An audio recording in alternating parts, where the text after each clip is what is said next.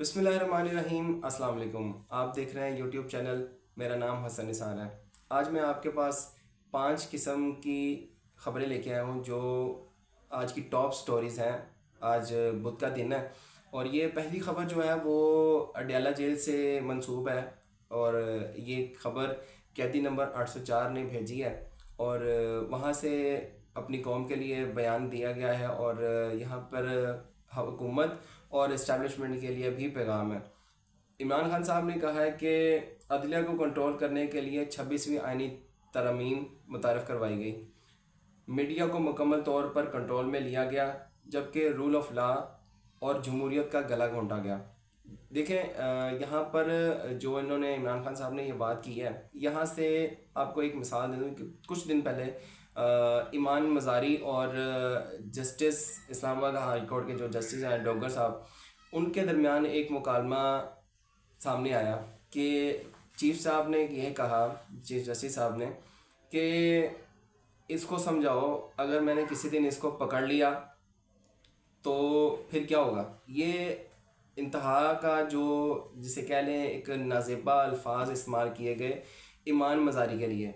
जब social media पर जब ये वावेला मचा तो फिर अगले दिन जो चीफ जस्टिस डोगर हैं उन्होंने बयान दिया कि नहीं, ईमान जो है वो मेरी बेटी की तरह है। देखें, जब इंसान पकड़ा जाए ना तो फिर वो इसी तरह के हरबे इस्तेमाल करता है कि जी नहीं, मेरी बेटी है, मेरे बच्चों की तरह है, मैंने समझाने की कोशिश की थी।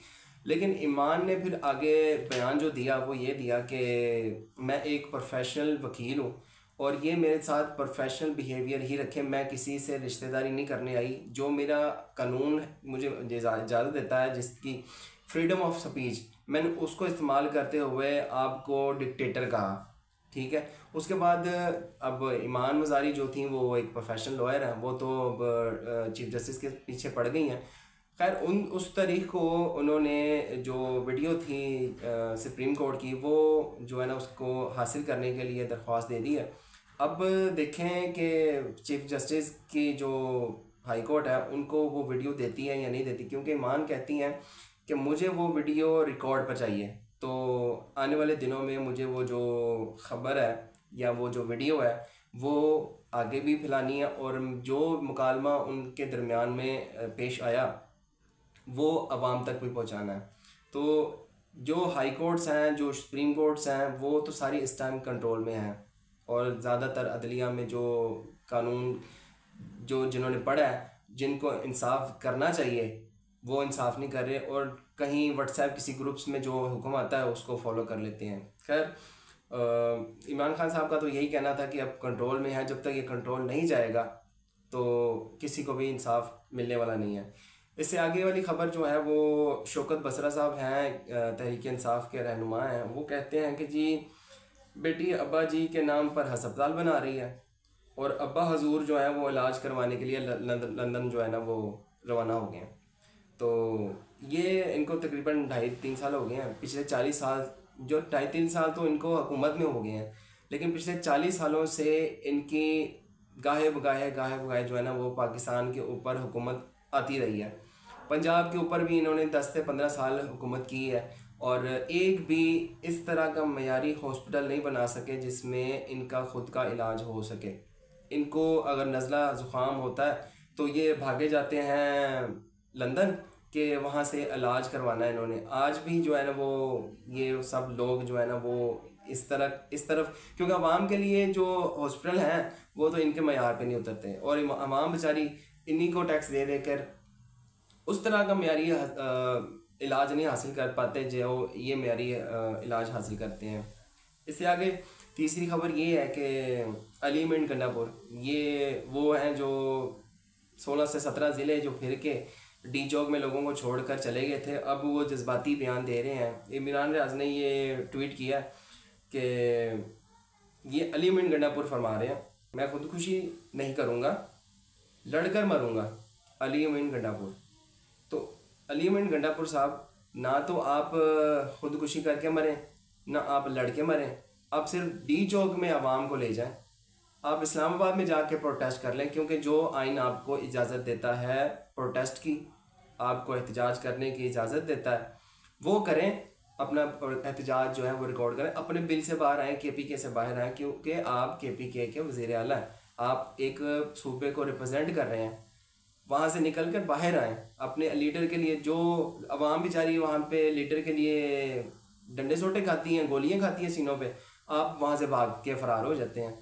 लिहाजा इस तरह के जो हरबे हैं वो अवाम के सामने ना आजमाएं, लोगों के जो बच्चे हैं उनको वहाँ पे लाकर ज़िबा ना करवाएं, उनके सरेआम कत्ल ना करवाएं। इससे आगे की खबर बड़ी इंटरेस्टिंग है।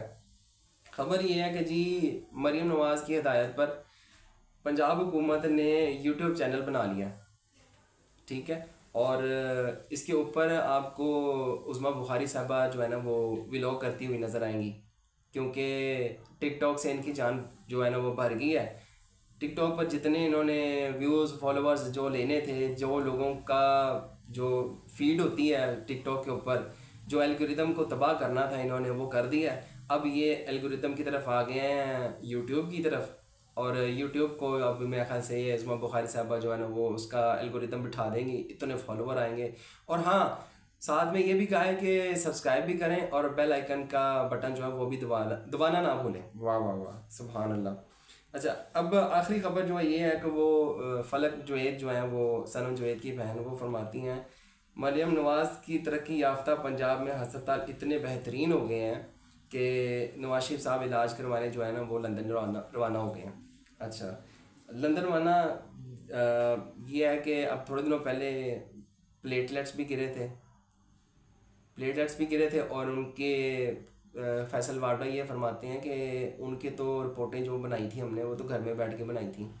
तो कोई कहता है कि जी इसमें बकरी का खून था, कोई कहता है इसमें बकरे का खून था, तो उसमें नवाज शरीफ साहब का तो खून ही नहीं था। सर्विसेज हॉस्पिटल में हर किस्म की मयारी सहूलियात दी गई।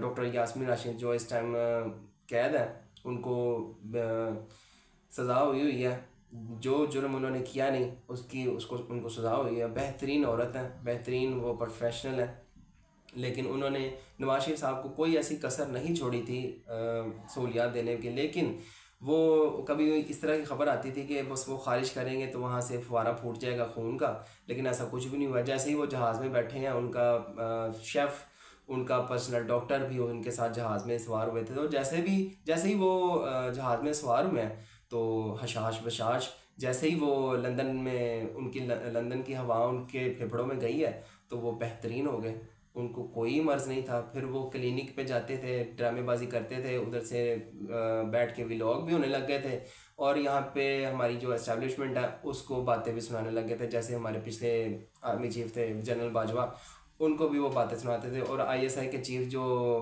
थे उनको भी बातें सुनाते थे।